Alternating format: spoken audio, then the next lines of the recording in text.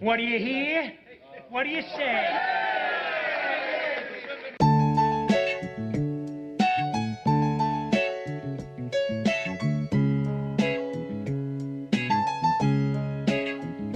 Welcome to Chicago, where the fire serve cold, but the Wolves and the Hawks never shiver in the snow. The Bulls keep it running, the Sox run the South, the Cubs run the North, but the Bears run the house. True Chicago sports fans got their ears to the street. Any team make a move and they never skip a beat. And in this house, this is where we be. Welcome to the show with E-Roc and Big-Z.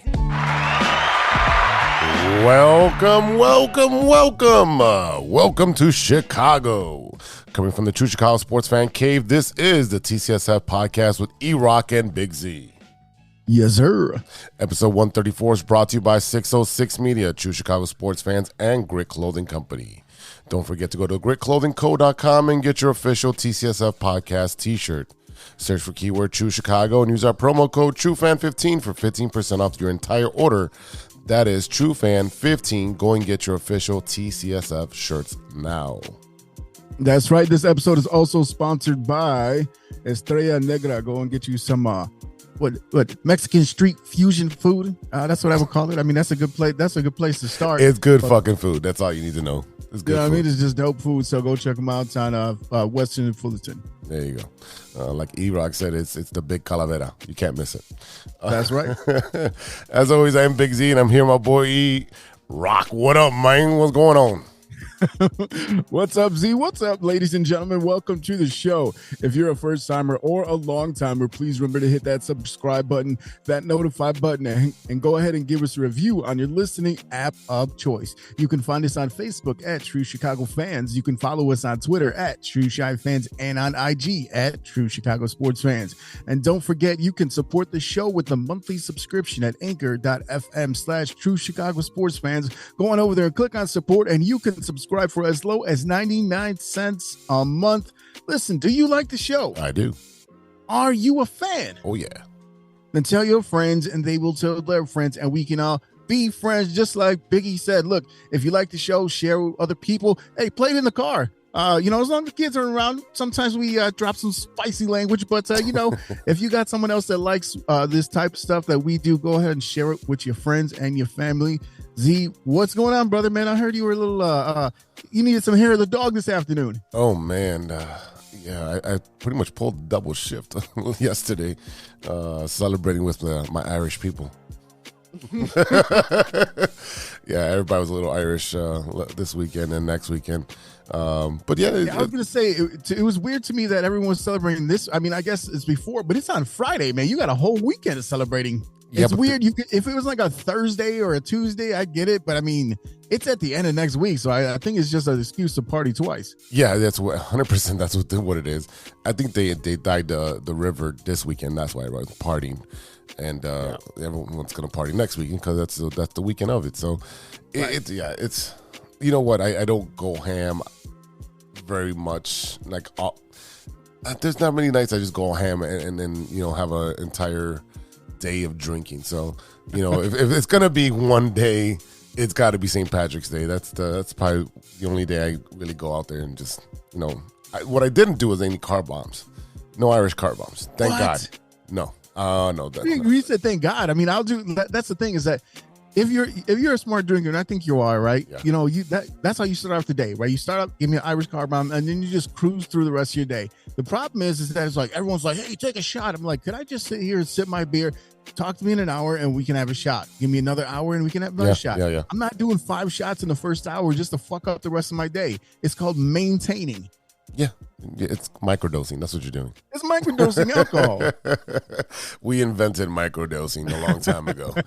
No, but it was cool to hang out with some people. And at the end of the night, I ended up seeing Eddie Jackson. Yeah, I saw that, man. He showed up at Output, and I walked by. I'm like, oh, he's got a little entourage. I'm like, that's fucking Eddie Jackson. And so I asked him for a picture and let him know, hey, we have a podcast. He's like, yeah, hit me up on the IG, and we'll see if we can set something up. So hopefully he comes on, man.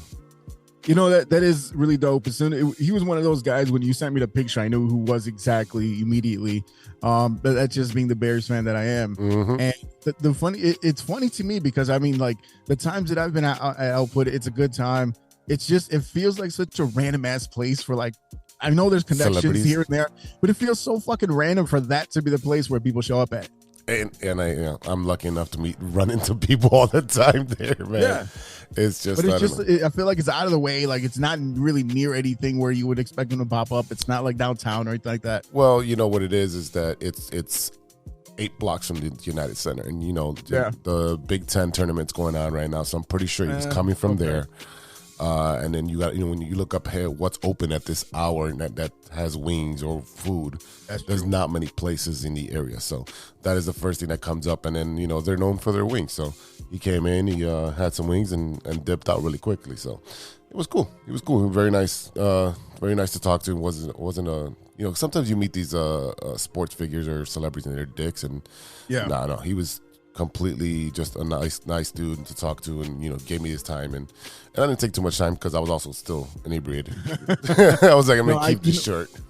You know who I used to see? Out before was Chris Duhan. Remember Chris Duhan? Oh yeah, Chris Duhan. Yeah. So I used to see him out, and and he was cool, but like he was always on to like he had his own section, right? So he had a VIP section. But who I always used to see out in Lincoln Park was Jerry Azuma, and he was kind of a dick. Like you're like, "What's up, Jerry?" And he just looks at your side eye, and I'm like, "Bro, like you're hanging out in Lincoln Park. Come on, man." Like Zoom was he's very particular. I remember when he used to come into the bank, and so I would have him, David Terrell, and a bunch of other, Chicago Bears that would show up, and for no reason, they're all just hanging out at the bank in one of the bankers' rooms. And the reason they did that is because they had the privacy, so it was nice for them to just go hang out and just shoot the shit. Right. But he was. I mean, for me, he was nice, but I think it's also like his surroundings. Like if he feels comfortable, maybe he doesn't feel comfortable being randomly come up to and saying, "Hey, what's up?" Yeah, but we were I was like one of the guys working with the DJs, you know what I mean? So he's seen me a few times, and he was just like, I'm like, all right, man, okay, I see how you roll. I'm not gonna Kyle Orton you over here. Yeah. Let's see, what else did I do? Bowling was okay. We swept, but I bowled like shit. Every time I talk about bowling well, the next week I just fucking bowl like shit. So I'm not gonna say shit about bowling. Besides that, I did bowl on Tuesday, and I got my tournament coming up in 2 weeks, so I need to practice and do well. That's the problem. You start bragging, and the universe comes back to the bowling gods. Don't like that shit. No, they don't. Nope, not at all. And then lastly, I don't know if I talked about this last week, but my boys took 3rd place. So. Oh yeah. But they we started talking about that. Yeah. So just want to give them a little shout out. 3rd place. It's better than no place. That's right. That's right. Hey, look, you already know my motto. If you try, then I'm happy, because that means they came out, they showed up, they came to the games, they came to practice, and they did the thing. And you know what I mean? Like to end up 3rd, and hey, it ain't last. So I mean, that means you did something. Right. What'd you do this week, man? Besides softball, today was this week was just a busy ass week at work, man. Really, that's what it was. This festival season is coming up, so we'll have the MGC in a couple of weeks. I'll go up there for setup, and then I'll be back because that same weekend is my daughter's birthday. So we'll be back for the celebration. So I'll head up on like that Thursday of the weekend and go up there, set up. And yeah, right now we also have some people over in Louisville doing the Louisville Arcade Expo. We got a whole crew down there from Stern, and then also we got reps down at South by Southwest. I think it's the first time we've had our games down there too. So that would have been a cool trip to go to. I think my boss was like, I don't want to go to this shit, and my guy Pablo I work with, he's like, no, this is the one place you want to go is this one. Yeah. So, and then at the end of the month, they're both going to Vegas for a show out there. So it's just super busy right now. So you're not going nowhere? No, I'm going up to Milwaukee just for setup. Yeah. Usually I would stay that whole weekend in Milwaukee for that show because I get the last 2 years. But so I'm only going to go for the one day because that Friday is my daughter's birthday. Right. So I won't. Yeah, I'll be back for that. This is her first time. This is at 4 years old. This is gonna be her first time ever having a birthday party because couldn't have anything during COVID. Yeah. Yeah. That's right. It's been weird for the last couple of years. Now everybody's out and about and coughing in front of each other. So. It's because last year because our birthdays are 4 days apart. So last year we were up in Where did we go? We went to Tennessee last year. We went on a family trip to Tennessee last year, and the first 2 years when she turned 1 and 2, we actually had a big birthday party set up for her first birthday. But then that's when COVID hit, literally that year, because she was born in 19, and then of course 2021 everyone was shut down still. So this will be her first official birthday party. Yeah, it's what, been 3 years now. Yeah, she's about to be 4. Yeah, so yeah, it was this week 3 years ago. Oh yeah, yes, the world yes, shut sir. down. Yep. So. And it was right around St. Patty's Day too, because I distinctly remember driving around in my work truck and getting that announcement and seeing everyone had to like back off, and then still seeing like no one like came to all the parades and shit, but except like these random like little clusters of people. Usually we see like a good amount, like 10s and 20 people like walking down the street at the same time. And that year in 2020, you barely saw people, but they were adamant. They're like, I'm getting drunk. I'm like, yo, you could take it home too. I mean, I'm just saying, no one else is out, so it's gonna be you and your little friends, and that's it. So I guess have at it. I don't know. You don't want to have a party with a lot of people. I'm good on a lot of people stuff. I like. But you know what I mean? Like more than just the 5 people you came with. It's 5, and then that's it in the whole bar for St. Patty's Day. Like the whole, that's a big ass party. That's what I was like. I was like, you could have just stayed home for this shit. Like it ain't even worth it. No, definitely not worth it.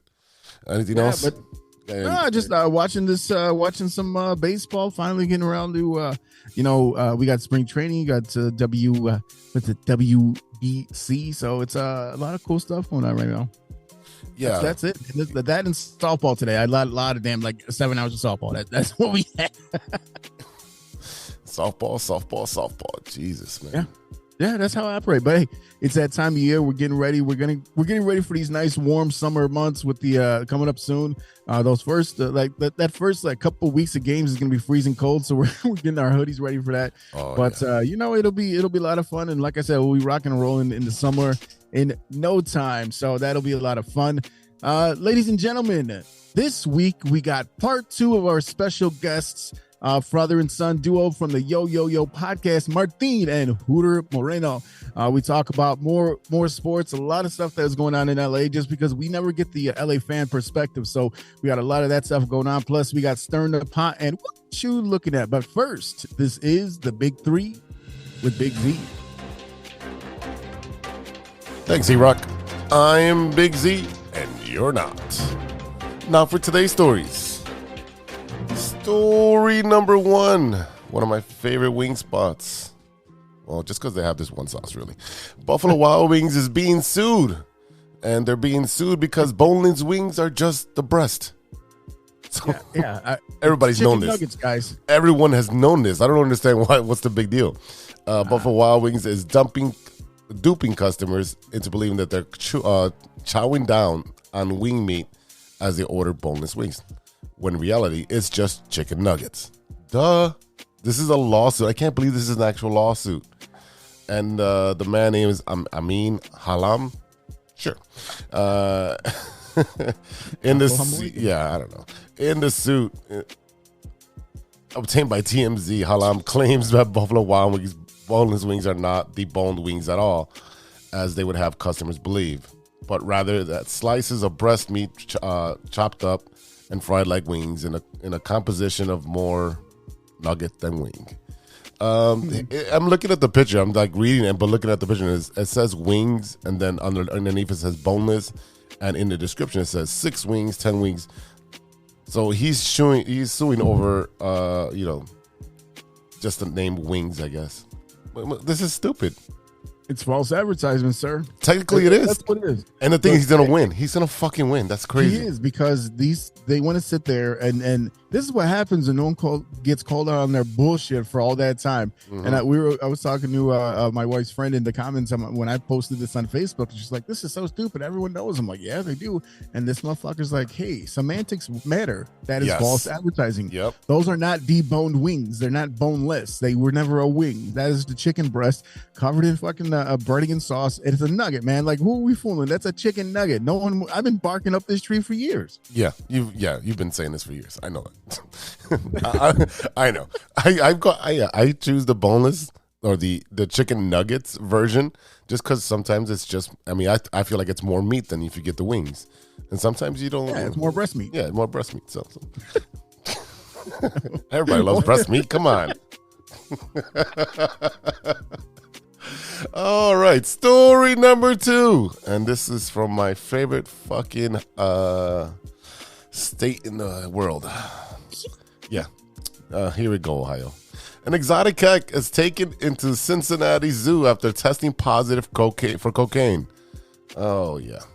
An exotic cat retrieved from a tree in Ohio, of course it's fucking Ohio, tested positive for cocaine. According to Cleveland.com, Cincinnati Animal Care responded to a report of a leopard which was spotted in a tree late January. CAC contacted the big cat experts to help with identify the animal, which was later confirmed to be an endangered species known as the African serval cat.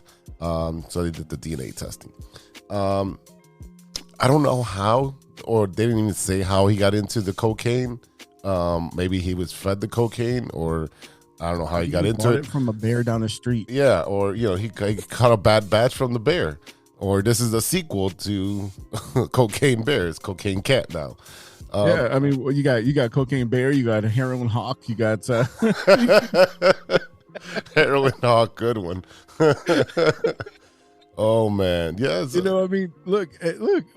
What? Here's the thing, man. There's drugs just out there now. Like, I wouldn't even want to drink the water in some parts of America. And they talk about, like, when people flush. I mean, I don't know how often it happens now, but when people would, you see in the movies like Scarface and shit or whatever, people trying to flush drugs down the toilet. Am I trying to drink that water? That's a lot of cocaine and other random materials that are in my drinking water. Can you imagine? First of all, it's already a fast animal. It's part of the leopard family, I guess. Yeah, that motherfucker's fast. He goes 60 miles an hour. How much faster is he going with cocaine? I mean, seriously, this has got to be the faster sequel. Or just more focused, like, you know what I mean? Like, you could just be more focused on what you're doing, right? Like, I'm gonna stop down. I don't know. I've never done cocaine, so I can't speak to that. Yeah, I have never done it either. I just seen the look in the eyes of people that have, and they're just like really like, okay, well, this is the thing. I'm like, yo, there's some like people that do coke get real bossy real quick. They get, you know what I mean? Like, all right, calm the fuck down. I'm like, shit, too intense. Like, are you just doing this to drink more? Like, what the fuck? Yeah, I don't know. I can't do it. I don't fuck with the booger sugar. No, not at all. All right, story number 3, and it's one of our favorite times of year, sir. It is bracket time. It is NCAA basketball bracket time. Are you ready? Yeah, baby. Dude, hey, look, it's full-on tournament time. Like I said, you got the NCAA bracket just came out today. You got the World Baseball Classic tournament going on right now. So, I mean, this is kind of like that perfect lineup because we didn't get the WBC last year because of COVID. They still had restrictions. I think even in basketball, that's the reason why you saw a lot of teams like you saw the Bulls play the Knicks like consecutive back-to-back games just because of travel, just so you don't have to travel so much. So right now, we're seeing the crazy thing that no one should be surprised about whatsoever is the fact that Team Japan is just wiping the floor with everybody. I mean, I'm pretty sure Shohei had 15 home runs and 23 strikeouts, and that was yesterday's game, not the tournament, the game. So, I mean, that's going to be a really interesting. You got to already, I think Team Canada, was it Team Canada? Team Canada looked really good today. But I'm going to say Team Italy, with their head coach Mike Piazza, they actually made the second round, so they're going to be heading to Tokyo, I believe. So Italy and Cuba clinched. Japan clinched out of Pool B. Out of Pool C, we're still waiting because Pool C and Pool D started late. So Canada has that one win today, and Puerto Rico is getting their ass beat by Venezuela right now. So that'll be interesting because they're both 1-1, or they're both 1-0. Yeah. The game I really want to watch is tonight's game, which is just the Mexico versus USA. Yeah, I need somebody's login so I can watch Fox Sports 1. Oh, come on, bro! You gotta get that stream off the old Twitter machine there somewhere. Yeah, I'm gonna go search that. Yeah. And then of course, the tournament that we're used to at this time of year. This is the first time since I want to say 1975 that the number one seed going into the season did not make the tournament because the University of North Carolina just shit the bed and then laid in it and did fucking shit snow angels all over it because they completely blew up. You can't get more embarrassing than that, and especially during the season where I think Armando Bacot just passed by Jordan in career points in NCAA history for the UNC Tar Heels, but that's a damn shame. At number one in the South, you got Alabama. In the Midwest, you got Houston, who's been killing it. In the West, you got Kansas. And in the East, you got Purdue from the Big Ten. And they got this big bastard, Zach Edey, I think his name is. And he just like, he's like this kid that it's like a fifth grader playing against second graders out there. He's gigantic. I mean, he doesn't even have to jump when he shoots. He's always around the basket. So this will be a really interesting tournament. Looking at some local teams, you got Northwestern, who got knocked out early in the second round of the Big Ten tournament. They made number 7 in the West, and Illinois, who's actually played a really good season this year, they're going to be number 9 in the West. So they can meet up. Some good matchups. I mean, we got some good games to watch coming up. Oh man, there's not a bad game. I mean, no. Well, let me take that back. I don't like the blowouts. You know, when it's like 94 to 45, those blowouts, they irk me. But just about every game is a close game, and that's why we love March Madness, because you don't know who's going to win. Right. For those people that are into the gambling, good luck. I'm not gambling on any of these fucking games because these games all are just toss-ups. They're really just toss-ups. Not necessarily, but you do. So you get your first 4 in, which are the ones that are going to be going in as the number 16 seed. Yeah. You got Texas A&M, Southeast Missouri State, Arizona State, Nevada, Mississippi State, Pittsburgh, Texas Southern, and FDU, which I do not know what that is. Franklin Delano, I don't know. Roosevelt. Anyway, that guy. But I mean, you got, I really think the big story is, and this is not for a college basketball guy, because this is literally the only time of year when I will turn on NCAA basketball, is this tournament going up, all the regional tournaments going up, the conference tournaments going up until the big tournament, and this right here. So, but you get some of these offshoots, right? Shaka Smart shocking the whole world with VCU a couple of years ago, and which I did not know. He's now the coach of Marquette, which is good for him. And he has hair, and it's kind of freaking me out because I remember him being a little bald guy. But yeah, he got the hair money now. You know, he got the hair money. Well, he went down. I want to say he went to Texas and coached there for a while, but I had no idea. I don't follow college basketball like that, but this is a very exciting time of year because you get so many games in such a short span of time, and every game is win or go home. So right, it's like a true tournament. It's not like baseball, and you get those especially in that first couple rounds. You get a lot of like turnaround, like this afternoon, like. From 2 to 6 is or 2 to 4 is this game. From like 4:30 to 6:30 is this game. Like you got all the way to midnight. Quick, yeah, all the way to midnight. You're watching basketball from 11 a.m. till 12 a.m. You're literally watching basketball for over 12 hours sometimes, and some of these games go into double and triple overtime, and those are the games you do not want to miss. I'm telling you right now, there's going to be a lot of great games. I'm cheering for Illinois and I'm cheering for Northwestern. I don't see them getting far, but I'm cheering. No, and the crazy thing is that I'm pretty sure Alabama had a player that was arrested because of like gun charges. Yep. I think we talked about that off air, or what did I talk on? Yeah, I think it was on the No War on the Weekend podcast. We talked about that. Yeah, what ended up happening is that he drove a gun back to his friend who left it in the back seat, and the guy ended up murdering people with the gun. So so essentially, it was Darius Miles and his friend.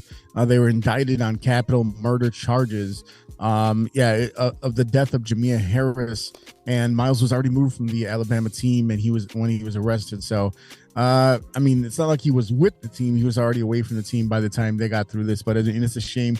Again, a number one overall team, a number one overall seed losing a important player, and a young lady. I believe that was a young lady losing her life as well. So, it's a shitty situation. But I'll say what. Alabama to still make that number one after going through that and having to experience that, that's pretty strong, man. I don't know if they're gonna be able to be kicked out of the tournament.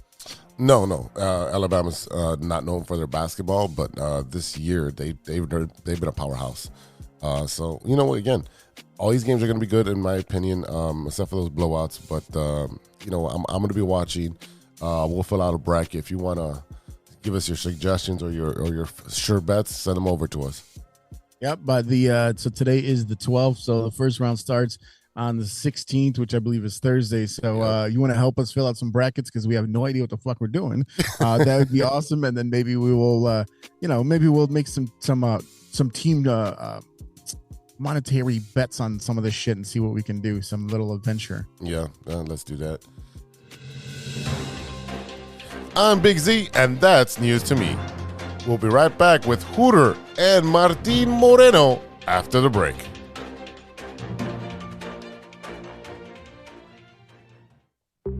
Hey, true Chicago sports fans, show off your Chicago pride with some fresh clothes from Grit Clothing Company. At Grit Clothing, they create that simple yet classic style that represents that Chicago Southside lifestyle. From t-shirts to hoodies, hats to glassware, they've got you covered. Grit has everything you need to represent your Chicago pride, so do it right now. Check out gritclothingco.com and use the promo code TrueFan15. TrueFan15. For 15% off your entire order. Let me say it again. That's gritclothingco.com and use the promo code TrueFan15 for 15% off of your entire order.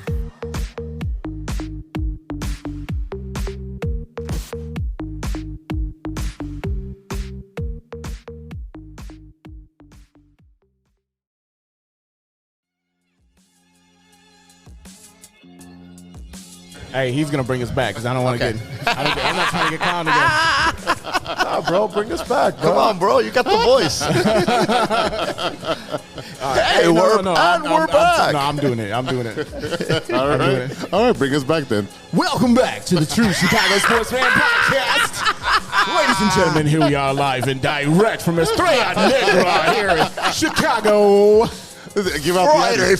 Give out the addresses to your niggas so they can find out where they come to eat, man. It is right there where you see the big ass sugar skull outside Weston and Fullerton. 2346 West Fullerton. The address is right there, sir. You think I can read that shit? 2346 West Fullerton, Chicago, Illinois. Estrella Negra for all your this is fusion. This is like a very artsy Mexican restaurant that sticks to the traditional cuisine but inflects a very modern flavor to their pozole, their wings, their desserts, their drinks. It's an incredible experience. Bring your mom, bring your abuela, bring your kids. You'll have an amazing time here. The art is incredible. Oh, the art's amazing here. And so I can't talk enough good things about Estrella Negra. I know. Every time somebody comes to Chicago that I know, I'm like, dude, you got to hit Estrella Negra. Yes. Yeah. Every time. Absolutely. So I had a quick question. How did you guys get hooked up with Otto? Shit. Aha. Where were we? No, we met him years ago. I was doing a show out here with Gabriel, with Fluffy. Yeah. And Otto showed up to the show, and in the meet and greet, he, to Gabe's manager or his personal assistant or to somebody, he handed him a card and he said, hey, I have a restaurant and we do these chocolate chip tamales and wings and all kinds of, like, it was like this fascinating review, and then Gabe said, hey, call him up.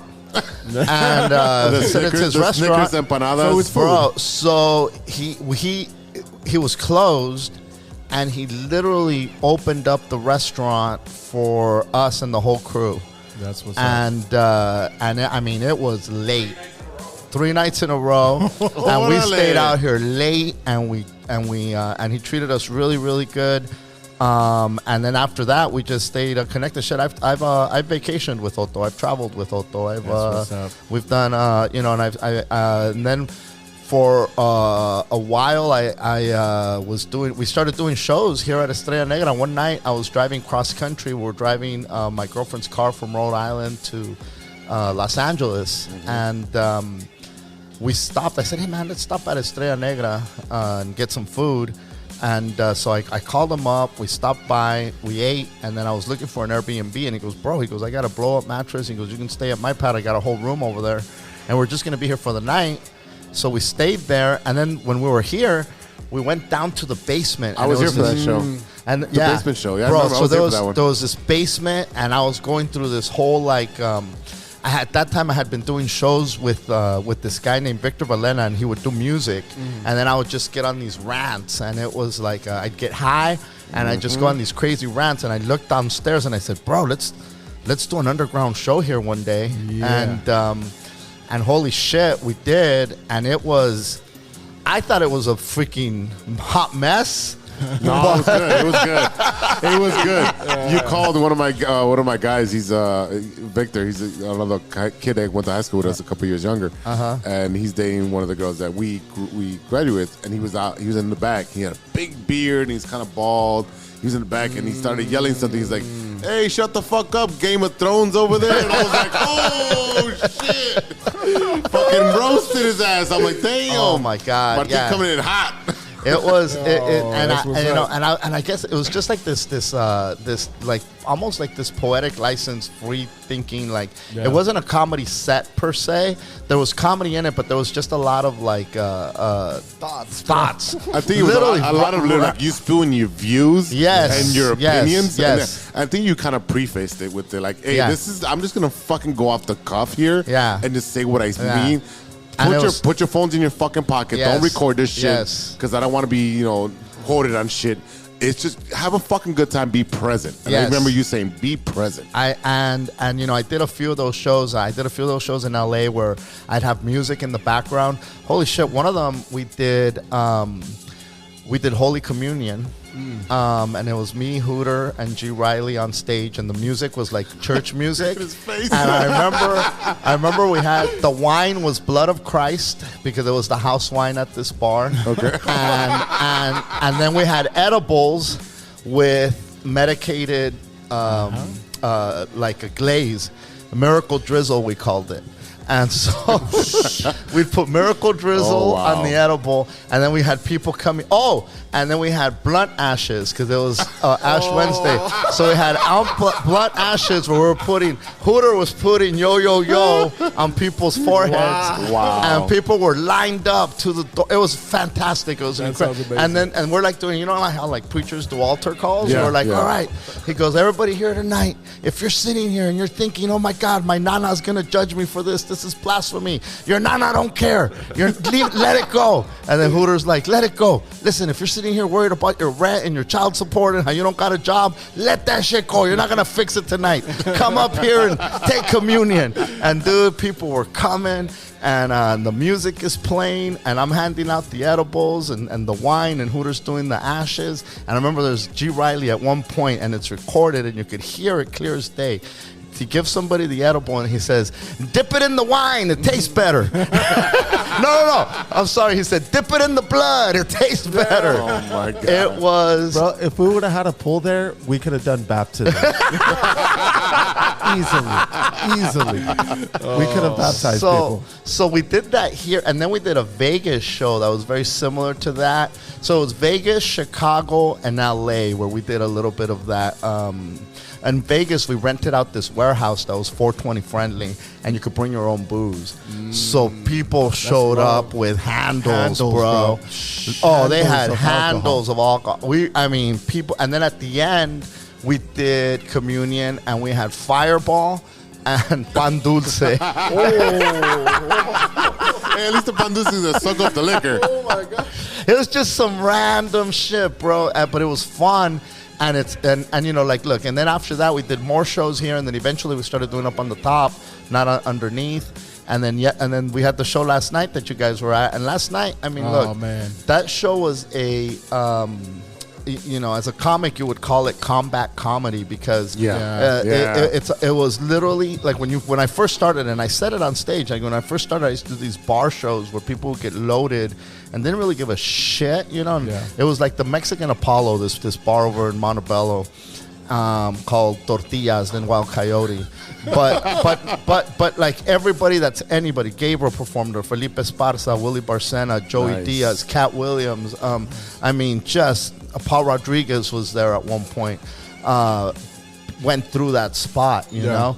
But again, the people would be loaded, and you would be up there just, if you could make those people laugh, you can make anybody laugh. And last night when I went on, the people, Chicago, you motherfuckers drink. and last night there was no shortage of that. So half the audience was really tuned in, but then there was another half that were way loaded. But you know what? Yeah, but you have to go with it, and you can't get upset at it. No. It's when you give somebody that much alcohol, you got to expect that they're going to pipe up, and then they start becoming or thinking they're a part of the show. Yeah. And you can't, what are you going to do? Shut them up? At that point, you have to roll with it. And a lot of comics don't like that. It's not conducive to doing a set. Because it throws off your timing. Big time. Right, There is right. no timing. And Hooter was up there, and the dude was just yapping. And Hooter rolled with it as much as he could.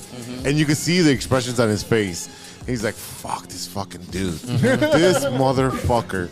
He's like, what the fuck was I talking about? Oh, yeah. And then he goes back into his set, and it's like, it throws your timing off, especially as a comedian. Your timing is everything. And it almost becomes, then you end up doing a lot of crowd work. Yeah. And then you inject your jokes in there, but you can't sell them as a bit because at that point they're not having it. They've already engaged you. You're just reciprocating what you're getting. And as long as you could do that dance and still make them laugh, then it actually feels really fucking good. It's more improv at that point. It becomes improv. It becomes in the moment. Yeah. It becomes, and it gets you. It becomes a UFC fight, bro. It could have. It could have yesterday. Shit. But your chops are just that much stronger when you're able to do that. You end up getting, now you go to a place where there's a few hundred people, a few thousand people, and they're all paying attention. It makes it that much fucking easier. Yeah. Well, not that long ago, I mean, this is back in October, Gabriel Iglesias, she was a young lady comedian up on stage, and she got a beer thrown at her on stage, and she read. Y'all didn't hear about this? Oh yeah. So it was a heckler, obviously, threw the beer, and she just ducked out the way and kept going. She fired back at him. But that's the thing is that I think crowd work has always been a part of it, right? That's just but if anybody assaults me, that's a different story. But that's what I'm saying is that you're talking about going to a different level at that point. You know what I mean? That's a whole different thing right there. Yeah, when you're launching objects, I'll put up with a heckler. I'll put up with a drunk, rowdy person. What sucks is they start disturbing the people that actually want to hear a show. Right.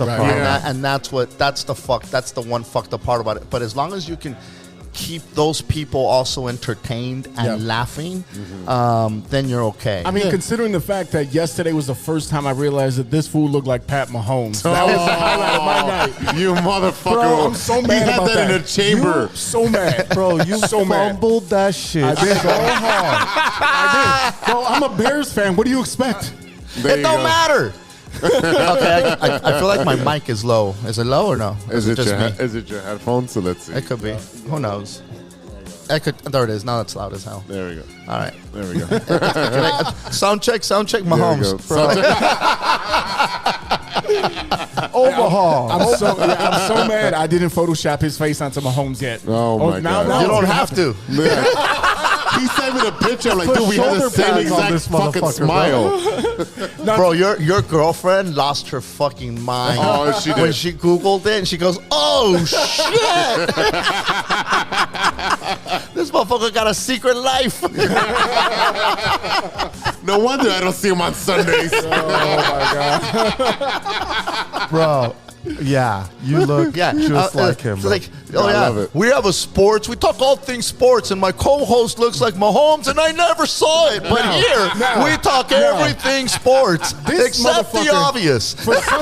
For some reason, this motherfucker comes to my house every week with a socks hat on. For some reason, he shows up tonight with no hat. Or the other night with no hat. Rob video. But you always wear a hat. So Always. how the fuck? He don't have the curls out all the time. No, I That's put him what I'm out the saying. video. I put him out the video. Yeah, but Right. bro, Mahomes is wearing a helmet half the fucking time. You just need your. Do you have a little brother? No. Oh, you need a TikTok you brother, need a bro. little TikTok Yes, you do. brother, and Yeah. you need your chick making fucking toxic videos, bro. Yeah, you need I won't have You to need a teach team. anymore. Bro, you need a Fuck chick. teaching. Yeah. You need a chick on Instagram and everybody commenting, go fucking kill yourself. Fucking Yoko. Oh my God, no, bro. I These mean, fools are owing like if he's really Mahomes, bro. he's Mexican, bro. He's Mahomes. My homie. My homie, bro. Dude, she should have seen her face when she Googled this. She was like, oh, shit, Yeah. I see it. Yeah. Oh, my It was God. bad. Dude. All the way home. It's just you don't have the voice, bro. No, you Yeah. gotta Which work is on good. that, Yeah, bro. you gotta give him voice lessons over there, intro guy. Work on it, bro. I know how we're cutting the promos now. That is so true. Mahomes in the morning zoo. Oh, my. We got a special guest on the Morning Zoo. We got Patrick Mahomes coming in straight out of his Super Bowl win. Hey, guys. Oh, that's Kermit the Frog. Sounds the same. They're Same the person. exact same thing. Yeah. Well, Patrick Mahomes, dude, he does voiceover for Kermit now. Oh, the guy died, right? The guy died? The guy died. Oh, so now, shit. There you go. yeah, dude, it's plug and play. Hysterical, bro. And you've never seen the resemblance? No, not at all. Not at all. Jesus. Bro, I'd have been milking that shit. I'd been showing up in Kansas City and all the bars right there just with a hat. You're lucky, with bro. a curl out. Because usually, like, when people are like, you know who you look like? It's always a fucked up person. Like, you got lucky. It's fucking Patrick Mahomes, fucking Super Bowl MVP.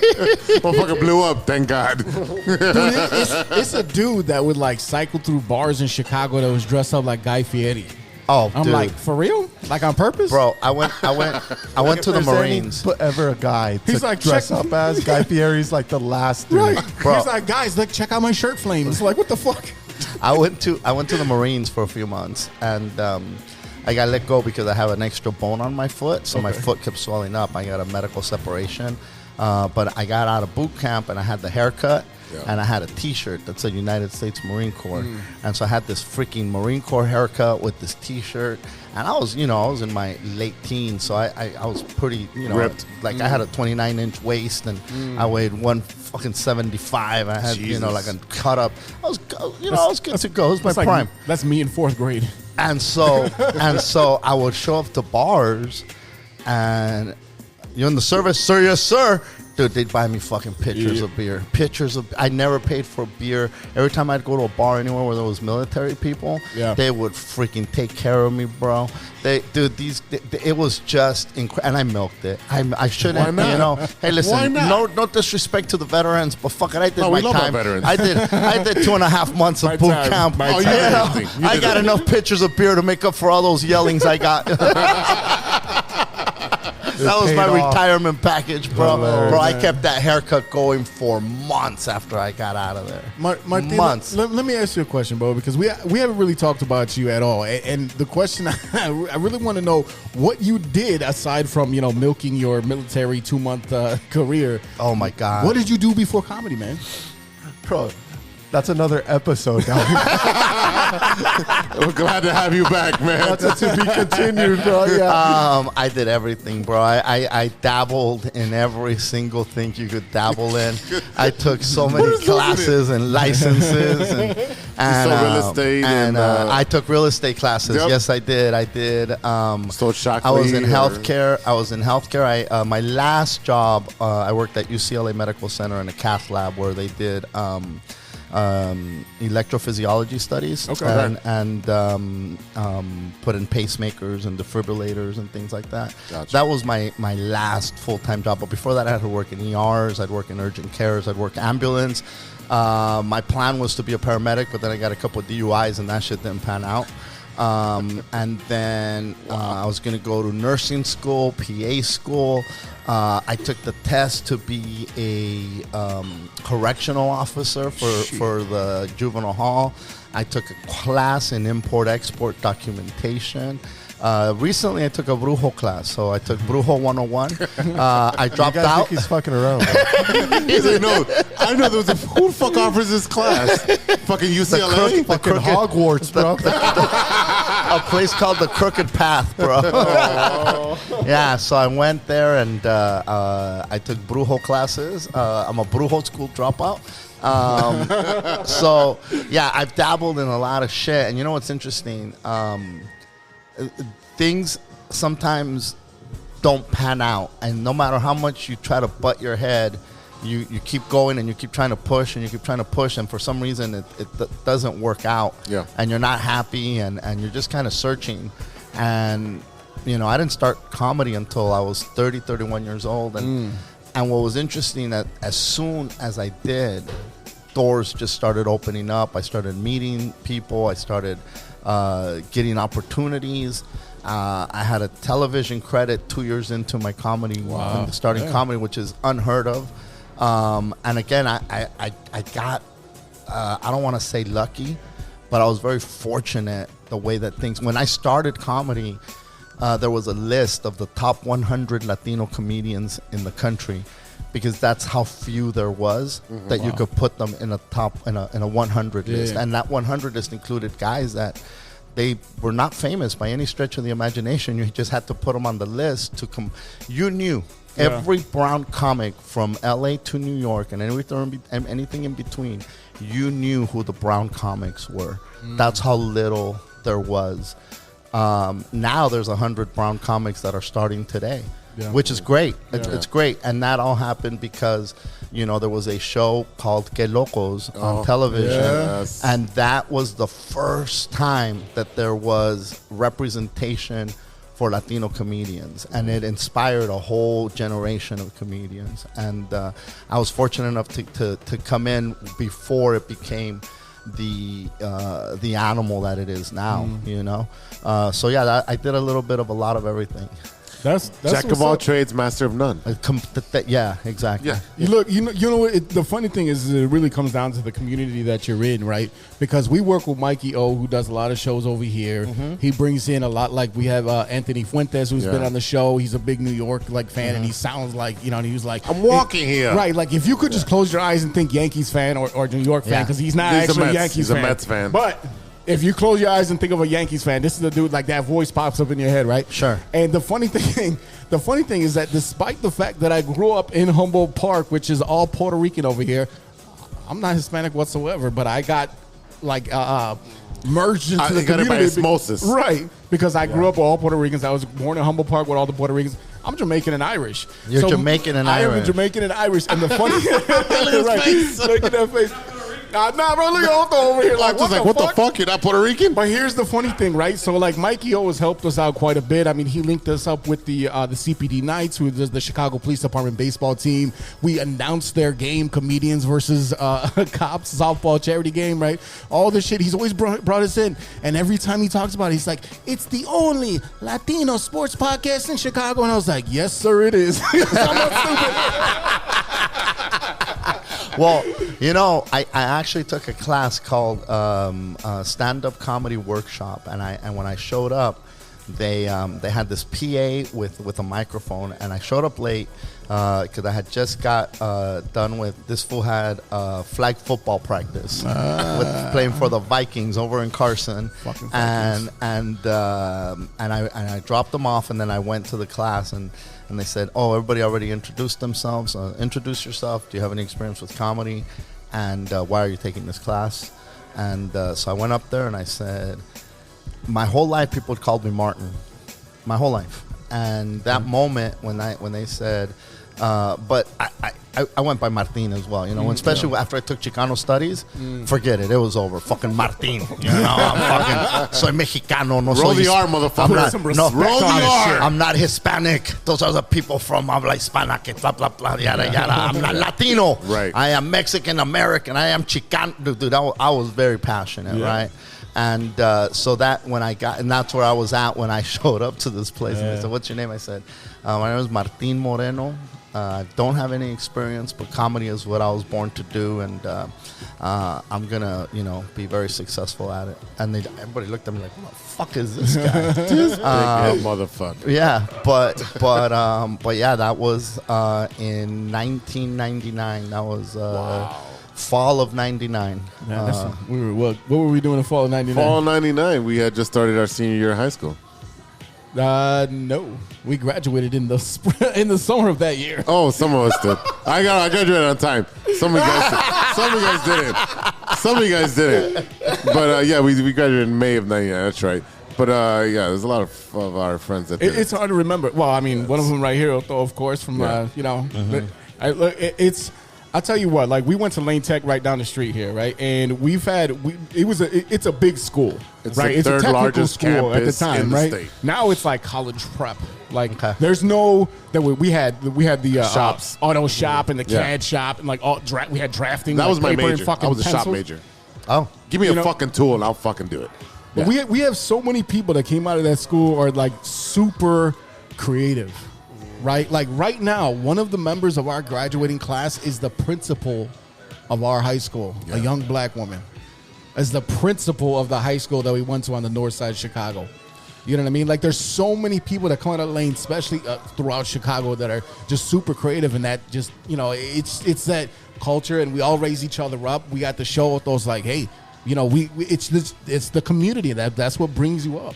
Yeah. You know, it's crazy because I've been to Chicago quite a bit of times, and I hear people say a lot of what you just said and how much love there is for the community. Now, you know, not to be a downer here, but when you look at Chicago and you think of Chicago, when I hear anything about Chicago on the news, it's never fucking good. It's the crime. It's the crime. Chirac, bro. It's Chirac, homie. Yeah. And so, you know, and nothing comes out about how united, how incredible the community, how interwoven it is. The only thing that gets attention is the negative, which is unfortunate. It's similar to LA in the 90s, right? You heard about the Watts riots and Yeah. the fucking burnings and the fucking shootings. And Right. Yeah, you got the Rodney King thing. Like, Well, it was LA bad. people are like not so much people. Chicago is a big city, but there's a lot of people like in the Midwest and a lot of places in America that hear of Los Angeles and they think it's this crazy jungle, this place where you just got to watch your and you do got to be careful, obviously, but I feel you have to be careful anywhere. Yeah, anywhere. That's every city.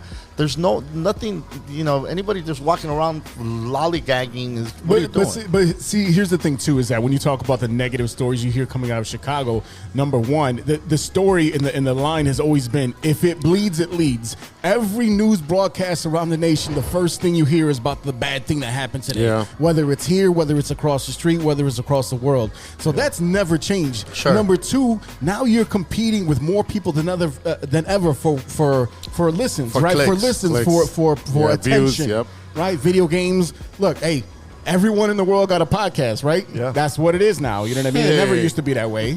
You know, we thought we were being clever. Right? Walter, they get a load of us. Yeah. Two Irish Jamaican Latinos. My co-host is Mahomes. Boy, are we gonna blow the fuck up. I practiced my radio voice for that. Shit. Call Manscaped. As a matter of fact, you call Manscaped now because they better get in on it now. Otherwise, we're to the moon, bro. Hey, bro, it ain't getting bigger. You better shave it. Hooter, well, I'm sorry. Do you shave your balls? Oh, I have to. You have to. Yeah, bro. Okay. Because, I mean, if I You don't, manscape? like, Do you manscape? all the time, bro. I fade that shit. Oh, you. He fades it. He's in the mirror like in the angle. Hey, you sure you're not Puerto Rican? Hey, he lines it up. Down there. He gets it lined up. I got an arrow. I got an arrow. Otherwise, you won't find it. This fool's got the Mahomes curls down there. 100%. Put the headband down there, bro. Hey, mija, get ready. I'm gonna go long. Buckle that chin strap. Hilarious. Oh, right. Hooter, how did you get it? Bro, I got. What was it like growing up with this guy, man? This is incredible.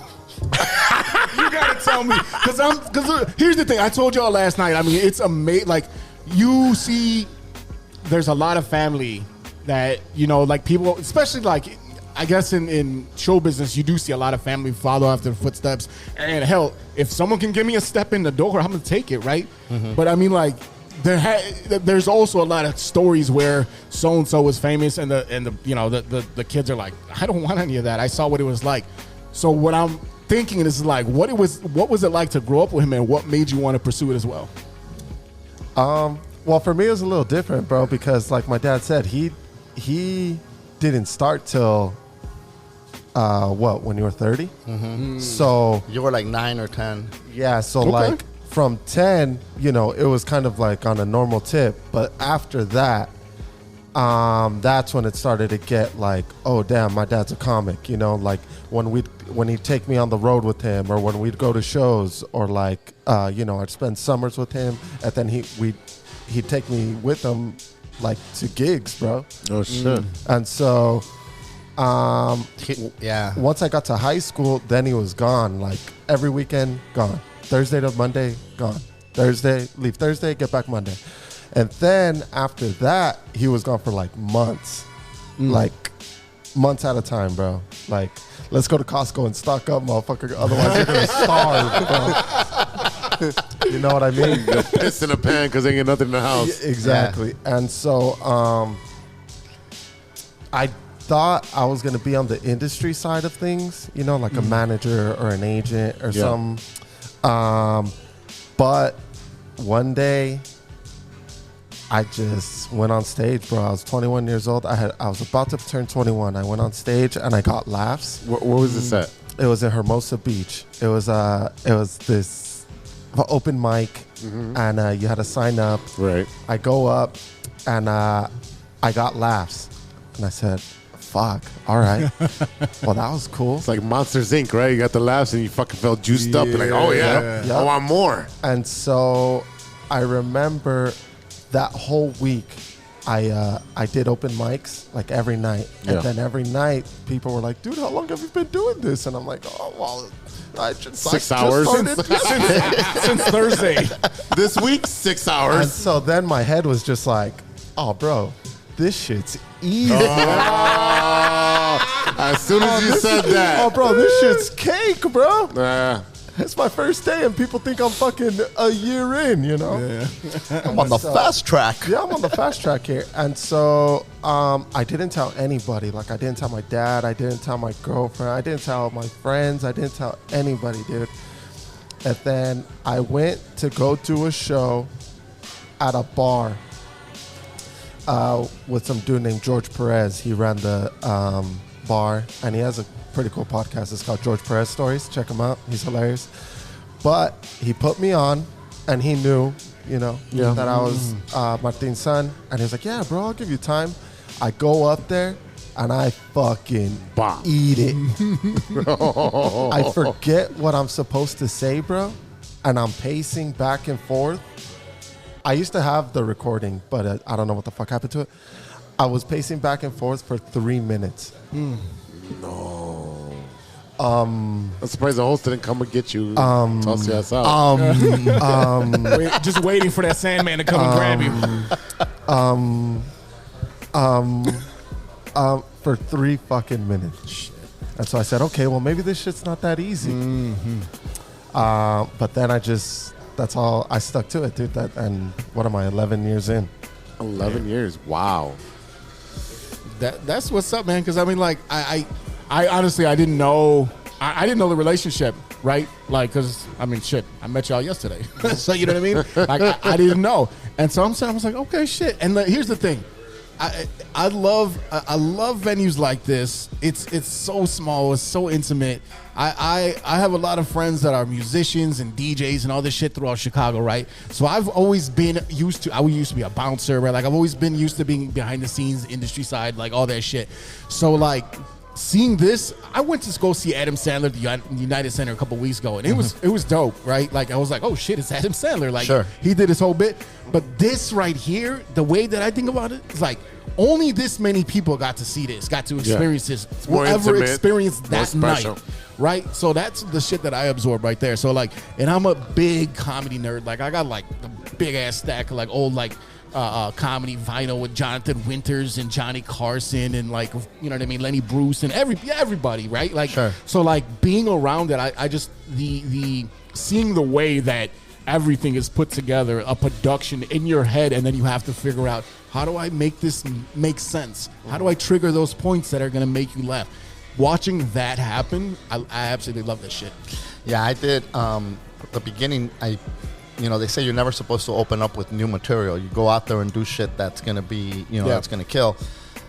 At that moment, I had to be as much because the way that the room was when I got up there, right. I had to like bring everybody in and go into I had to be in the moment. And I literally started talking about how I started off doing bars and that this reminded me of that. And then I went into stuff that I hadn't talked about before, like the whole Hershey's and the women's Women's History Month, and then the even the alien shit made in China and the whole fucking there was a lot of stuff in the front that was just in the moment, because the people could sense it, and it was, you get to take more risks in a room like that, and you get to try shit, whereas like when you're performing in front of 10,000 people, holy shit. I mean, I did Dodger Stadium with Fluffy. We had 50,000 people. Right. We did the United Center here last year. Yeah. No, was it last year? 2 years?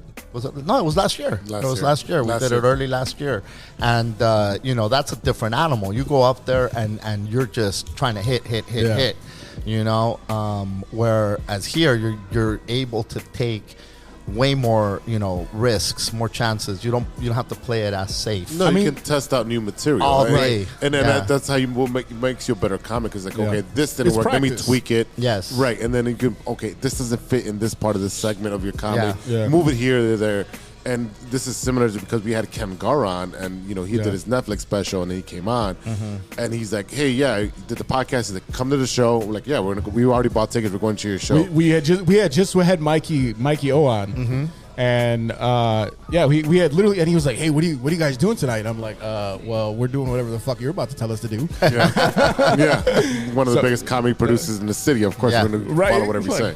Yeah, and then we ended up going. We went to the special taping, and literally was it the next day? No. We went to the special. We saw Corneliuson. Oh, Jim Corneliuson. He's the dude that does the national anthem for the Blackhawks. Yeah. When big and we met a bunch of we met Anthony Fuentes. We met a bunch of people there. But when we had Ken Gar on, he's like, "All right, cool." He's like, "Hey, just let you know, I'm going to try some new shit tonight." Yeah. Oh shit, cool, because we were at the taping for the special. Yeah. We already know what exactly the routine is. But that's right. He had a show the night that he had him on. Yeah. We had him on. That, right. So we get there, and the comics for them are fucking killing. Yeah. Non-stop bangers. Every single one is fucking killing. And he goes up there and he's like, motherfucker. And he goes and he does his regular bit, the thing that he did on Netflix. Yep. And I was like, yep. Everyone set the stage so fucking high. He's like, nope, I'm going to my bread and butter. It's such a pride thing, too. You don't want to be outdone. You're the headliner. Of course. The headliner, Well, Dion Cole that's part of his gig. That's part of his whole set. Oh, he pulls out the things, he pulls out his notepad, tells a joke. He's like, okay, scratches that one off or puts a check mark. I love that shit. Oh, yeah. Yeah, no. That fourth wall. It's there's a lot of comedians that unfortunately get comfortable and trapped, and they have these 20 minutes or 30 minutes that fucking kill, and they do these forever. Yeah. Especially if they don't get a special, they don't get on TV or anything like that. They keep on doing the same shit over and over, and it destroys the first time you see it. But then you go see them again, and it's the same tired shit. Just saying. That's what Mikey O tells us all the time. And in George's defense, George's early work, when his first few specials were fucking bangers, and he was creative as fuck. It was shit that hadn't been done before. Yeah. He was smashing before he started getting political and a little bit more. Within the last 5 angry, years, I saw him twice, and I'm like, dude, this is the exact same thing 2 years apart. Not one joke was different. I was like, why did I pay this money? Yeah, that's not, you see, and that's what happens. Like, you have to continue. I mean, look, to credit Gabriel, I mean, this guy has put out countless specials, and a lot of them are 2 fucking hours. Yeah. And not to mention all the TV appearances where he burns material. He just dropped, after a pandemic, he drops 2 hours at Dodger Stadium. Right now, he's banging out easily another 2 hours that's killing. And material for everybody. I mean, and material for everybody. You know, there's dudes that I know that are doing the same 20 minutes they were doing fucking 20 years ago. Yeah. I'm wondering why nothing happened. Well, that's what, like Mike Yo, that's one of the big things that he said on when he came on our show was that, you know, you get these comedians like the guys we talked about, like Ken Gar and all these, you know, all these different comedians. La Roca. Gwen La Roca right there. She's like blowing up right now. Yeah. But she, you know, he gets the people that he gave that first foot in the door, and they come back to him and says, Mikey, I know you had a spot for me, but I'm sorry I can't do it. I got to go on tour with this guy. And then he's like, never apologize to me for getting a new gig. If you're still here 5 years from now, you're not doing it right. Yeah. Yeah. You should be growing. Right. Of course. Yeah. No, he's like, I always have a spot for you, but you shouldn't be here anymore. That's cool. This is preschool. Go, you know what I mean? Yeah, or like, this is go be great. Right. Yeah. You know, I'm giving you your chance. And I mean, shit, that's what he's hooked us up. Yeah. So I had this burning question since we agreed to the podcast, and I always wanted to ask, what is the Mount Rushmore? Oh my Your God. Mount Rushmore of comics. Give me 4. Jesus Christ. You'd have to put Richard Pryor as number one, in my opinion. Okay. In my opinion. Carlin. Yeah. Yes. The other two is just there's just so many.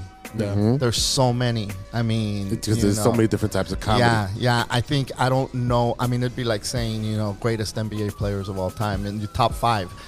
Those top 5 could be interchanged. So when you're talking about four great, I mean, listen, there's people like Sam Kinison, who I thought was a goddamn brilliant comedian. Yes. He only had one special that destroyed, in my opinion, but that special was fucking incredible. Yeah. You know, the way that he tied in his preaching and his knowledge of the Bible and made it fucking, I mean, half the shit that he said would get him canceled today. Oh, yeah. half. But for the time, my God, it was genius. Yeah. Genius shit, you know.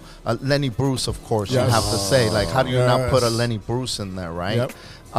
And then, you know, you've got the people that have come in our lifetime. You know, look, Eddie Murphy, the 2 first specials that man put out were fucking brilliant. Timeless. You Fucking can still watch those. brilliant. Yeah. Well, I don't know about timeless. Again, a lot of that Or shit the would be cancel considered culture. offensive. Yeah. You know, the way that he talked about the gay community was Yes. like completely. That shit would not fly No. today, No. right? But at the time, it was goddamn genius. It was goddamn brilliant. You know, Chappelle. I mean, he's in our generation. Yeah. Yes. Controversial, but as a comic, you should be fucking But controversial. he's more like Carlin. That's more what like he's Carlin, like a more correct. modern day Carlin for correct. me. Yeah, absolutely. Correct. Yeah. So- well, and the thing is too is like for me personally, I mean, because he was my TV dad, and I like the nice thing for me was that, you know, it was shitty what he did, but I got a bunch of his vinyl for real cheap. Bill Bill Cosby. Cosby. Yeah. Bill Cosby as a comedian, if you can separate that Separate, shit, yeah. he was fucking brilliant, Genius. and just clean. Yeah. Like he, Yeah. you know what I mean? He never ever used. Well, he never used. You're like, he's the Will Smith. Oh, we can't say that either. Listen, I mean, He didn't smack nobody. he was incredibly We don't know that. talented comedian, just brilliant, brilliant as a comic. You know, Right. Yeah, you have to put, you know, where do you put him? I mean, and I you know, my mind is so- just and it all he had escapes so me right much now because material. there's so many. Yeah. There's just so many dudes that. But that- even when you look at some of the comedians that did bits that they would do on stage and in like when you had Laugh-In and things like that, when you had your variety shows, Lily Tomlin, Jonathan Winters, these people right Robin here. Williams. Robin Williams is Williams, amazing. Red Fox with the one-liners and the Stag Records, like there's Yeah. so many that like you know, and when you talk about Mount Rushmore, I mean that's it's almost impossible. It's it'll hard be to argue the top two though. It would be the top two. I would have to put those two up Yep. there. Pryor I and mean, Carlin, absolutely. I don't know. I mean, the other ones are. I think there's a good argument for so many Yes. comics to be up there. It's just a matter of opinion, matter of preference, matter of. All right, so if I change the question and say, what is your Mount Rushmore of Latino comics? Oh my God. That's I'm putting the screws on too. That's really rough, bro, because what are you basing it on? Because when you think about, you know, when you talk about sports, you can sit there and say, well, Michael Jordan was the GOAT and he had this many titles. Yep. And then you talk about football and you're like, well, fucking Dan Marino had no titles. Right. But he was a great quarterback. Yeah. Kelly was a great fucking quarterback, but no goddamn Super Bowls. Right. So does that take away from their greatness? No. Because then again, you've got somebody like No. you got somebody No, who's it does. You got somebody who's not. It's like, no, but you're lesser than not. you Than gotta Michael win. Jordan. Do you see what I'm saying? win. So you You got gotta somebody, win. Yeah. you got somebody like a Gabriel Iglesias who sold out Dodger Stadium. Right. Now you got a stadium comedian that only Kevin Hart has sold out a football stadium. Yeah. But other than that, like who's You're done, you know, just stuck like looking for a qualifier. So now you're like looking at it like, okay, so who's the greatest Latino comic out there? The guy who's like, because then you can make an argument. What about Paul Rodriguez? Because Paul he was the Rodriguez. pioneer Yes. We talked that about that traced, the other day. that opened up the road. Now Paul Yeah. Rodriguez, talk about material being dated as fuck. Yeah. Some of his great jokes when he came on the scene, he was talking about being in the fields of Bakersfield with all the agriculture. And Yeah. he said my family showed up and he said, hey, look, job security. That was one of his first jokes. Yeah. He'd call out a knife as his American Express. The guy that had tortillas. Tortillas, talking about it's a yarmulke, it's a frisbee, and you could use it as underarm pads. And again, and it was so he was the first one. Yeah. I mean, well, you could say Freddie Prinze, but obviously that was very short lived. Right. So you've got him as the monarch, right? The guy that opened Godfather. the doors. Yeah. And then you've got George that came in and kicked that door to the level that had never been done by any Latino to have a successful TV show. Yes. Whatever people think of George now is irrelevant to the work that he did. The work that he did opened up more doors than anybody had before him. Even than Paul, I would say. Because Paul unfortunately, didn't have when Paul did it, there wasn't the social media aspect that was around. That's such a catalyst. And the exposure that you got. And then you could sit there and say Carlos Mencia with the shit he was doing early on, right? Yeah. And then you go back to like a guy like Willie Barcena with fucking 11 Tonight shows. Yeah. Gabriel is obviously in that. Pablo Francisco. Yeah. You've got, there's so many dudes that have been in that mix that, even like a Felipe Esparza could be put in that conversation. I was just going to mention it. It becomes this again matter of taste and whatnot, Right. But there's a lot of dudes that you have to give their props to for what they did at the time. What's happening now is you still have to historically say, God damn, I was at Dodger Stadium not too long ago, and a lot of kids today don't have no idea who Fernando Valenzuela was. I'm glad they were doing the whole celebration from this year. But when you realize, when you sit there and think, my God, like there's people that don't know who the Scorpions is, or who Van Halen is, or who Metallica is, or shit like that, because they didn't grow up with that, Right. and it's irrelevant to them. And to them, the greatest comedian they'll say is Kevin Hart, because they never knew a Richard Pryor, they never knew an Eddie Murphy, and they didn't know enough to go look them up either. Right. Why would they? These are people from back in the day. Right. So it's so open to interpretation, I guess. And I know you're looking for a specific answer. It's just not that easy of a question. No, I know that's not an easy question, but usually you'll that's why he get has top to. two. That's why he asked the question. No. But I hope I answered it as best. No, I you could. did. No, you did. And like you said, you got your Carlin and your Pryor. That's top two. And then everyone else is fighting for those last two spots. And that's a matter of opinion. I feel. Agreed. And then also a matter of a time, too, right? 70s, 80s, 90s. Correct. Based on the short time that I've known you, that is a very Martin answer. That fits you to a T. Because and the reason I say that is because the way you talk about having respect for yourself, respect for others, understanding that it's not, it is very hard to qualify without numbers, right? Like sports, it is hard to qualify what's the best, what's quote unquote the best. But that doesn't mean you can't have a favorite. Of course. And I think for me, my favorite comedian of all time is Richard Pryor. Yeah. I've listened to almost every single thing that guy put out. There's people that only know him from Live on the Sunset Strip and don't know the greatness that was Richard Pryor because they've never heard anything else that he did. But the collection of specials that this man had was just the amount of material that he had and the amount of social issues that he tackled in his set and did it in such an funny way. Funny way. Yeah, and he was one of the first comics to cross over into mainstream medium, doing Superman, doing all the movies. All the movies, yeah, right? Yeah, he crossed over. Not only being a vulgar comic because he was vulgar, at for sure. But then doing kids movies and doing Superman. What was it? The Toy. The Toy. The Toy. That's one of my favorite movies. Brewster's Millions. Yeah. The funny thing about Richard Pryor is a lot of people don't know that when he first started out, he was emulating Bill Cosby. 100%. Yeah, you know what I mean. He stood up on. It's the same thing with Bob Marley. When he first came out as he was a doo-wop singer, with the tight, the tight fade and the tie and all that shit. Richard Pryor, and you see him up there looking young and shit. And you're like, bro, that's before he found drugs. That's what I figured. He's like, get in line. There was nobody really doing.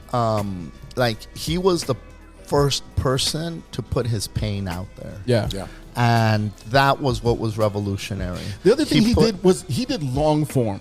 He did long form. Red Fox was, but he was jokes. He was like Polo Polo in Mexico. Right. It was just the one-liners. It was like, take my wife. That shit right there. That's what he take did. my wife. He was funny as fuck. But it was that Stag record. Like you get fucked up with your buddies and listen to the Red Fox. Right. You don't get fucked up with your buddies and sit there and listen to long form Richard Pryor.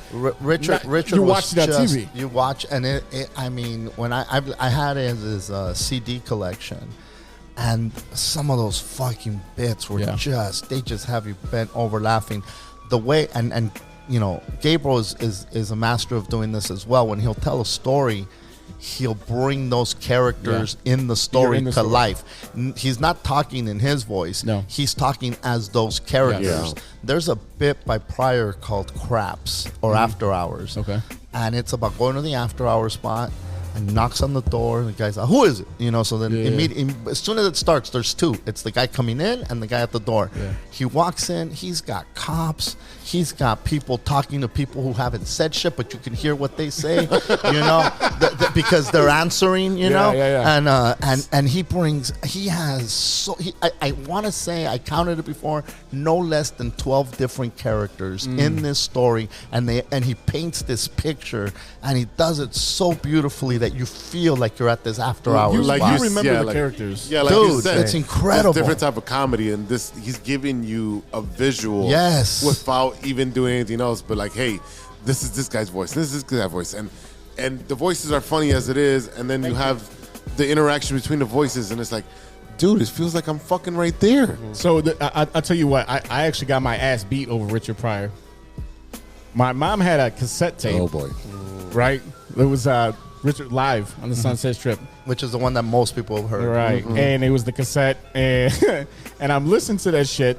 No, it wasn't. It was Wanted Richard Pryor. There was Wanted the white is one. good. Wanted is good. When I found that on vinyl, I almost shit in my hand and ate it because I was so excited. Yeah, And so that one is probably one of my favorite ones. The bits that are in there, I still, because I listened to the heart attack bit is in there. The heart attack. My God.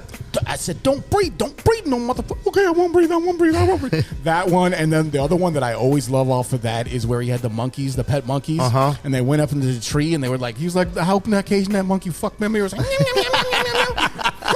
yeah, he would bring everything to life. Man. Another one it's just brilliant the way that he did that. And again, when it's his heart talking to him during the heart attack, are you out of your mind, bro? Yep. That shit was brilliant. Look at Daddy, he's having a heart attack. You're thinking about dying now, huh? You weren't thinking about that when you were in that pork, doing that cocaine, motherfucker. Oh man! When the dog's next door, that was my favorite. He was like, "Hey, Rich, what's the matter?" He's like, "Oh man, my monkey said die." He goes, "Damn, I was gonna eat them too." Dude, he's got this thing where he's got the Italians fucking doing that. Oh, come here, say that thing. It's just he was just one of the greatest to ever do the fucking thing. I would say that he's my favorite. That's what's up. You know. Man, look, I can't thank you enough for coming on the show. I'm so glad that we were able to make this work, having y'all over here. Martin in the house, Hooter. I mean, it's so, look, this is the first time from last night being y'all, and to have it here, to have it at Estrella Negra with Otto, with everything we're able to be able to do here, I can't thank y'all enough. Are you closing that up? Otto, come over here and say what's up, cabrón. Yeah, there we go. Yeah. Let's get Otto in here for a minute. He's falling asleep already. I know, he's tired. Otto's tired. He had a rough night.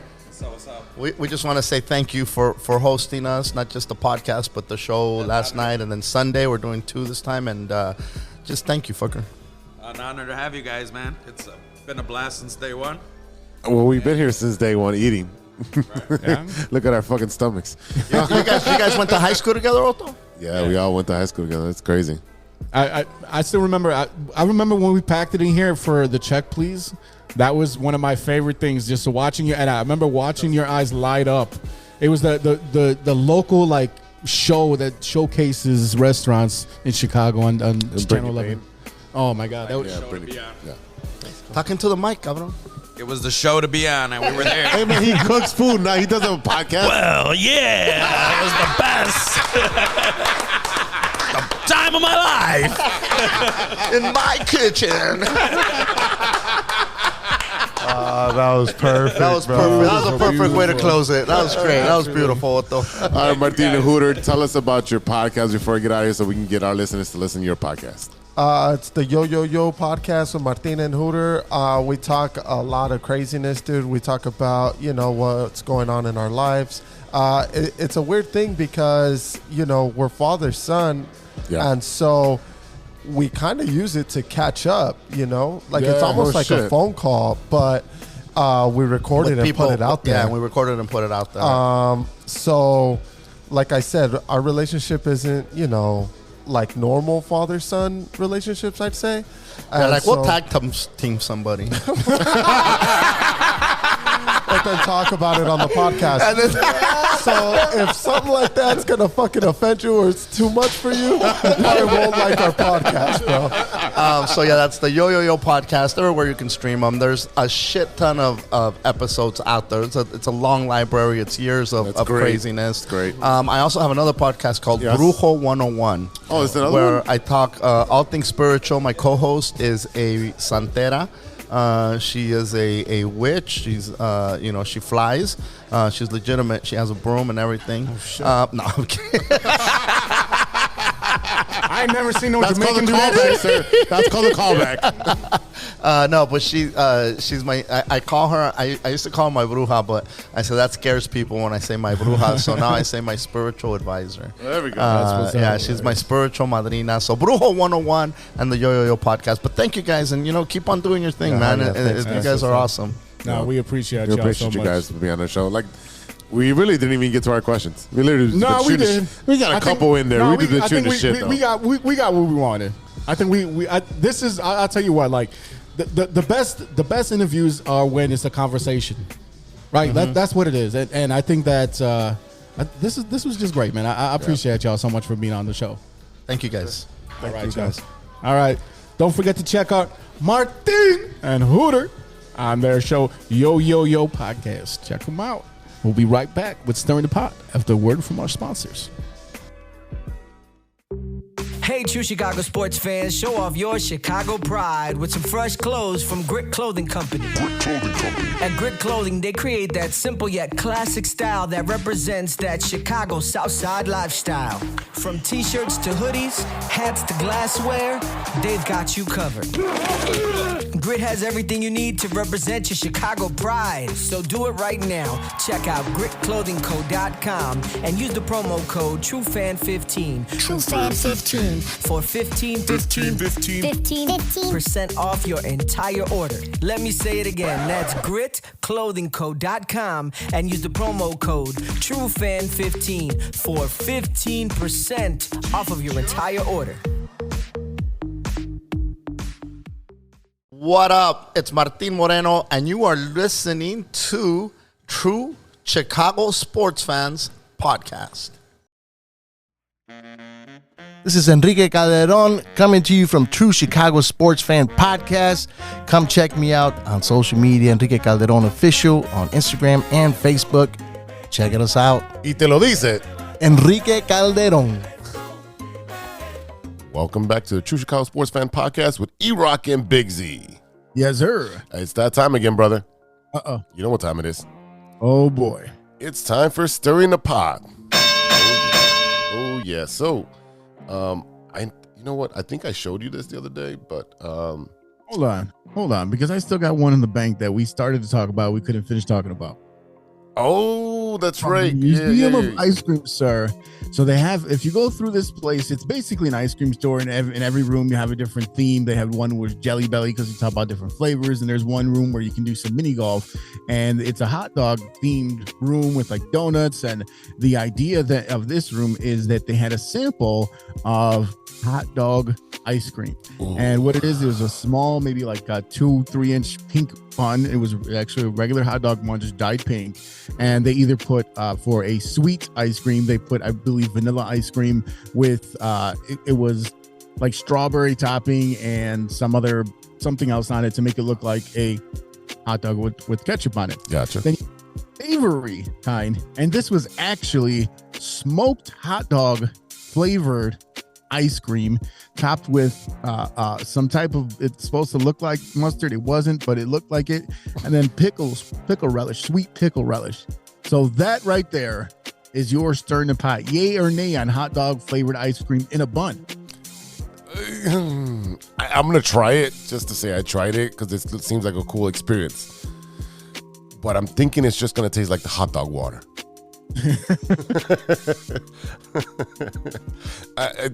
So you tried it. I'm telling you, you're telling me this because you tried it. All right, so here's the thing. It was that bad. Oh man. No, here's the thing though. Like, you got to think. Have you ever had like wet bread? Like, if you ever, if you're eating lunch at school, right, and like all of a sudden you spill your Hawaiian punch on your fucking Wonder Bread, and on your ham and cheese sandwich, you're like, ugh, like it's just the texture of it. That was really the problem, because when you have something as soft as a bun, also it's not savory, it really has no flavor. It's just a vehicle for the hot dog, right? So it doesn't really combine well with something like vanilla ice cream, which is not that sweet. So that plus the kind of the wetness of the bread, that was a lot better than the hot dog flavored savory one, which was, again, you don't taste it until you get the aftertaste of like that smokiness, and that's what made it taste like, quote unquote, taste like a hot dog, right? It wasn't like it was meat flavored or had chunks of hot dog in it. It was that smokiness that they used to cook. Chunks of hot dog ice cream. Oh god, it was like mint chocolate hot dog, like it, so you know what I mean. So like I will tell you that the first one was like, all right, I'm not mad that I tried it. The second one I was kind of mad that I took a bite of that. I was like, just with experience, I guess, but I was like, no, and it was one of those things where you just saw a line of people like with their hand with one hand holding like that most of that hot dog thing that they just took one bite of, and their other hand in front of their mouth waiting to spit this out, looking for a trash can. It sounds like it was it's like that one time you have that one shot of Malort. Yeah, but I mean, at least it wasn't as traumatizing as the Malort. Hey, you're from out of town, I got a shot for you. The only good thing about Malort is that like the only way a Malort tastes great is like when you're taking the shot, sacrificing, taking one for the team, because you know that guy hasn't had one yet, and if you don't take one, also it'll look suspicious. So when you really pull off that thing, you'll take that shot for that reason. And you just kind of look at him like, I knew it was gonna be shitty. Did you? Yeah. I knew it was coming already. You didn't. All right. I don't know. I'll try it, but I don't want to try it anymore now that you described it. No, I'm good. So there was another room that had it was a hot chocolate ice cream. But here's the problem. You're like, oh, okay, I will eat the hot chocolate. Cool. You know what made it hot? All the fucking spice they put it in. It was like cayenne pepper or some shit like that. And you don't know. You like, it's, you know how weird it is to eat something cold that's spicy as fuck? Like, there was one of those. And I should have my biggest regret of that day is that I didn't let my daughter actually try it. She went to go for that station. They had two different kinds. And one was like pineapple. One was the hot chocolate. She saw my reaction. She's like, no, I'm not getting that shit. And I was like, fuck. I should have just shut up and like, this is because it would have been way funnier. Oh yeah, that would have been really funny if you would have filmed it too. Yeah, because it was on her birthday. I was talking about a birthday treat. Oh man. All right, brother. Before we go, what you looking at? What are you watching that isn't sports, sir? Man, there's been a lot of sports this week, but the one thing that I did start the binge, and I think today's an episode. Yeah, The Last of Us on HBO.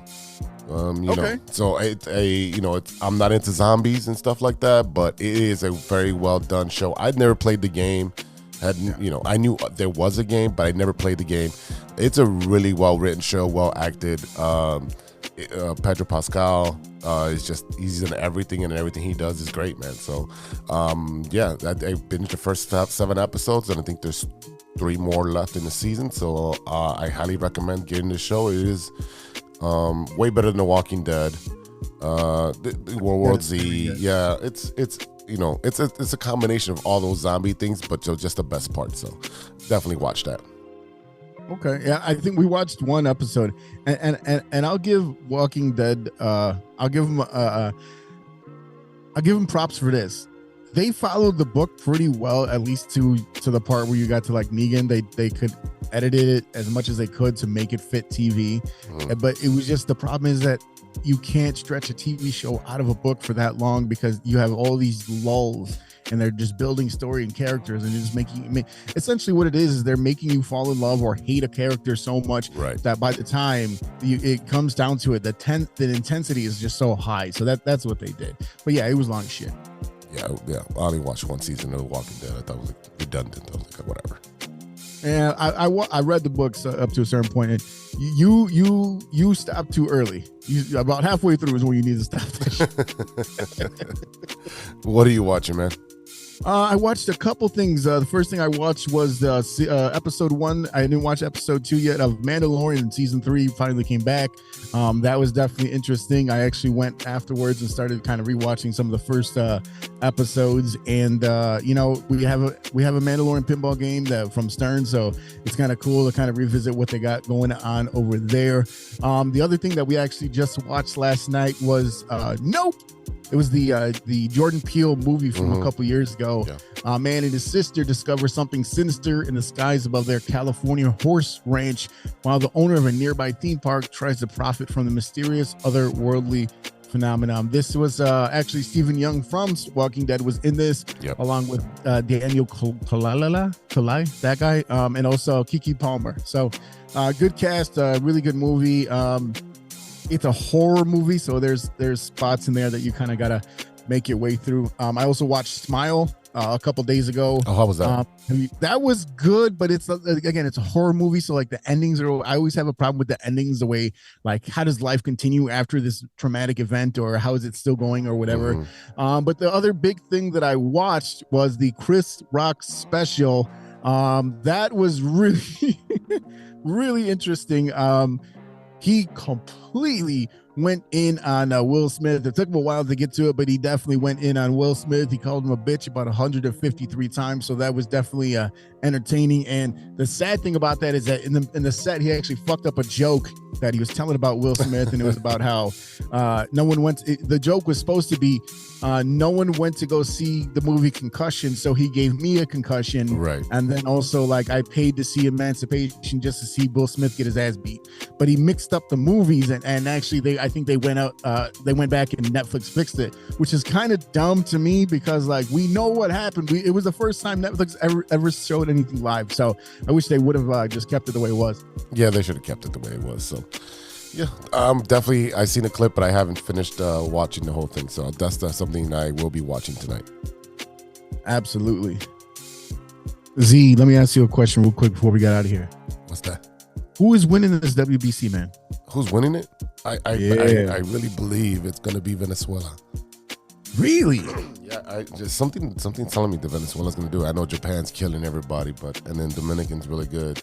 Puerto Rico's getting their ass kicked right now, but something about Venezuela and it being Miggy's last year. You're giving Altuve all the love too. Don't forget he's on that squad. I know. You're the one that mentioned that I did it. Come on. Give it up. I mean, look. You know why he loves baseball so much? Because he's always looking for a trophy with someone that's as tall as him just to sit on top. You know what I mean? As a baby, he put me on top, and then he's got the Kevin Hart complex. That's right. All right, ladies and gentlemen, that's it for today. Thank you so much for listening. A big thank you to our sponsors, 606 Media, True Chicago Sports Fans, and Grit Clothing Company. Don't forget to go to gritclothingco.com and get your official TCSF podcast t-shirt.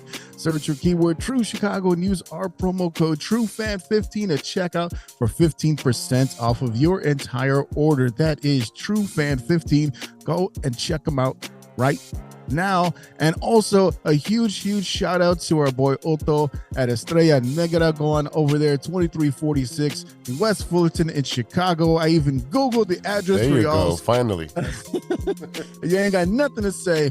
They are a great spot for a date night, for just hanging out with some friends, trying some great food. There is not one thing in there that you'll say, I wish I got something else, because at the end of the day, you're going to wish you got the whole menu. So go and check them out. Estrella Negra, 2346 West Fullerton. Shout out to Otto for having us over to do our interview with the infamous Hooter and Martin. Yeah, it was a great interview. Great time with those guys. Don't forget to check out the rest of the 606 Media lineup. The new show in the 606 family is No Water on the Weekend with Steven and Sean. It's a pop culture forward podcast that dabbles in funny trivia, film, television, music, and Chicago-centric news and happenings. New episodes available on Mondays wherever you listen to your podcasts. Don't forget 2 brand new projects coming out of Shy Native Entertainment. It is the you got Mike Logic and Joey Child's new EP, Too Much to Text. Volume 1 is now available on all streaming platforms. Go and check them out. Great EP. This is just Volume 1, so they got much more coming out soon. And just dropped on 3/3/23. That's what it was. It's Ideal with Feliz y Guapo. His brand new project just dropped, so go and check him out. Go check out the Shy Native Entertainment page. There is a lot of in-depth. There's interviews. There's all the tour dates for all the guys that are involved with these 2 projects. They got their slam packed. They got a lot of stuff going on. So support local. Go check out some local Chicago acts. And look, that's we're all creative, so we just support each other. So go and check them out. And don't forget to check out the Shy Native Radio Podcast. It's now available on all major platforms. Mike Logic, Ideal, and Throw MC talk about sports, movies, and all types of ill shit. Please go and check them out right now. Shout out to Ronesh, Panic, Serious Beats, and Custom Made for the beats we played on today's show. Check out paniconthebeat.com for all your Moment merch and gear. And don't forget to check us out on social media. You can find us at True Shy Fans on Twitter and on TikTok. Find us on Facebook, Instagram, Spotify. Reach out to us on our email. We want to hear from you. You can also DM us on any platform if you got any questions, any comments, any concerns, or just to tell us how great you think the show is. You could also reach us at truechicagosportsfans@gmail.com. All right, y'all, for Big Z, this is E-Roc. We'll see you next time for episode 135. Until then, be good to each other. For the love of sports. Swish. A few moments later. Wait, the Bears are what we thought they were. What we thought they were. This is not how we wanted it to go. You almost can't even make it up. It's that bad. Oh, my goodness! Didn't see that coming! What? Did we just become best friends? Yup! You have a lot of incest. That's real. Shut your mouth. Lover boy. Nature versus nurture, Lodge. Nature always wins. I think he's on steroids. Hasta luego, amigos. That's all. I shouldn't have those artichoke poppers.